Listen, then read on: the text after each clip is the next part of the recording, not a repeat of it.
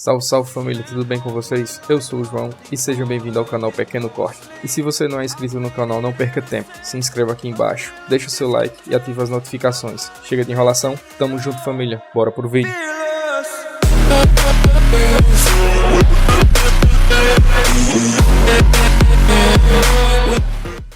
Envolvidos na Lava Jato. Eu acho que a maior crítica a você mesmo, que rola e que eu acho que é a mais efetiva, vamos dizer assim, são as questões da Lava Jato, né? Das mensagens e tal. Das mensagens. Sim, eu acho que é o que mais eles usam hoje em dia, eu vejo, entendeu? Tipo, eles falam que, e eles ainda tentam usar isso pra inocentar o Lula de alguma forma, tá ligado?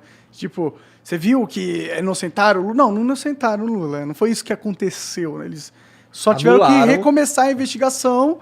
E o Deltan falou que tem muita coisa ali que só não dá pra pegar de novo pra começar outro processo, até por várias razões. Tipo, processo se recomeçar agora, até ele se resolver, muita coisa se perdeu e tudo mais, né? Mas assim, em relação à Lava Jato, teve muitas críticas também em relação a como ela se desdobrou. Por exemplo, o lance das não sei o que, coercitivas, o lance prisões coercitivas. Não, é da condução coercitiva. É verdade, desculpa. O lance de uns vazamentos, assim, não é nem vazamento, mas de... Teve o vazamento de áudios, né? Remover o sigilo de determinadas coisas, como da ligação da Dilma lá pro Lula e tudo mais. Essas críticas aí que são feitas, aí trazem a mim a seguinte pergunta. Dava pra fazer isso de um jeito que a gente conseguisse eliminar todas essas críticas? Por exemplo, existia um jeito menos... que armasse menos os inimigos políticos? Não dava, porque na verdade você tem que entender o seguinte: se não fossem essas críticas, iam ser outras. Tá? É a história que eu falei aqui do PowerPoint. Esqueça a corrupção. Esqueça que o Lula foi condenado em primeira instância por mim. Eu dei a sentença. Esqueça que a sentença foi confirmada pelo tribunal em Porto Alegre por 3 magistrados, 3 juízes profissionais. Esqueça que depois essa mesma sentença foi confirmada em Brasília pelo tal do STJ, Superior Tribunal de Justiça, por outros 5 juízes. O que interessa não é a corrupção confirmada ali em 3 instâncias. É dizer que a sentença foi dada por mim, que supostamente estaria... Trocando mensagem com os promotores. Trocando mensagem, que não tem nada ali. Ninguém fala assim, a mensagem... Isso aí virou uma lenda, né? Tá, você vai olhar as mensagens lá. O que tem nas mensagens? Tem alguém fraudando prova? Não. Tem alguém ocultando prova que o Lula era inocente lá das acusações? Não tem. Tem alguém combinando alguma coisa ilícita? Né? Tem alguém falando assim, vamos fazer isso para prejudicar não sei quem, vamos fazer isso para enganar não sei quem. Não tem nada disso. O que eles pegam é uma narrativa, criam lá uma fantasia. Por que eles querem esquecer? Querem esquecer, por exemplo, que o Lula tinha um sítio, que ele ia toda hora, tinha lá pedalinho, o nome dos netos dele, tinha lá almofada, ele dormia lá dentro do quarto principal, como se fosse dono. O sítio estava em nome de outra pessoa. Tá? E foram lá Odebrecht, OS, reformar o sítio dele. Gastaram lá centenas de milhares de reais, por exemplo. E qual que é a explicação? Você já ouviu alguma explicação do Lula sobre isso? Não, mas assim, eu também percebo, e você vai me desculpar, mas assim, eu entendo, eu acredito, eu pessoalmente, eu acredito que o Lula tá enrolado com o triplex, eu acredito que ele tá enrolado com o sítio, mas não tem o batom na cueca, como diria o Boechat, ou tem? Olha, tipo, como é que a gente liga ele de forma irrefutável? Não dá, né? A gente imagina. Ô Igor, vamos colocar o seguinte: o que é a Operação Lava Jato revelou, tá?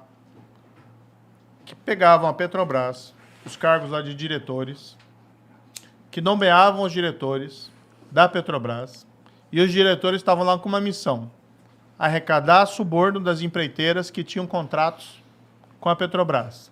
Para quem que ia esse suborno? Tá? A ideia originária era que esse suborno fosse para os partidos, para financiamento ilegal, tá, de eleições, e fosse para enriquecimento ilícito dos políticos. E aí você tem, segundo lá está nos autos, as condenações, segundo lá declararam os colaboradores, os criminosos arrependidos, ia lá principalmente para o PT, para o PP, para o PMDB, mas tinha outros partidos também que receberam, políticos ali que receberam. Tá? Isso está na sentença, isso tem documento, não é só palavra de colaborador, está tudo lá documentado. Isso aconteceu por uns 10 anos. Durante qual governo? Governo do Lula, do PT. E foi ainda parte do governo da Dilma. Diretores nomeados por quem? Diretores nomeados pelo Lula. Tá? Ou seja, teve todo aquele esquema criminoso que hoje resultou já 6 bilhões de reais, tá? Recuperados pela Petrobras, naquele esquema de corrupção.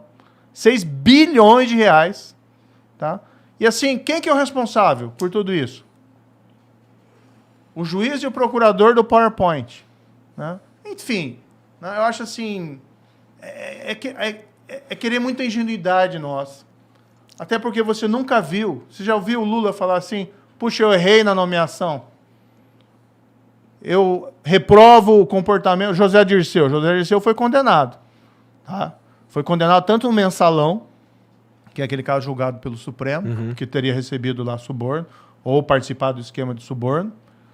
Foi condenado na Operação Lava Jato. Foi descoberto lá que tinha um dos diretores da Petrobras, tá? Que parte do suborno encaminhava para ele, tá? Isso foi utilizado lá para comprar imóvel, para reformar imóvel dele. Isso está documentado. Isso foi confirmado em sentença de primeira instância, em sentença de apelação lá do Tribunal de Porto Alegre. Ou seja, você tem as provas ali, entendeu? Se eu vi alguma vez o Lula falar assim, puxa, o José Dirceu fez coisa errada, ele não está mais do meu lado. Ele não participa mais aqui do PT. Ele vai ser expulso do PT. Você já ouviu alguma coisa assim? Não. Aí você pega o Palocci. Palocci foi bombástico também na época, né? Palocci, ministro da Fazenda do Lula. Tá? Palocci era o cara que depois que saiu do governo ficou lá ajudando, né, o presidente Lula nas coisas dele e participou das campanhas, das organizações da campanha. Tá lá no processo e tal. O cara vem, né, e fala tudo aquilo que fala. Fala que a Odebrecht tinha disponibilizado uma conta de 200 milhões de reais, tá, para a presidência do PT. Tem uma planilha que foi apreendida lá, a tal do programa italiano. Fala tudo aquilo, é condenado, está provado, tal. Assim, todo mundo no entorno envolvido em corrupção. Você ouviu alguma vez o Lula falar alguma coisa de alguma dessas pessoas? Nunca.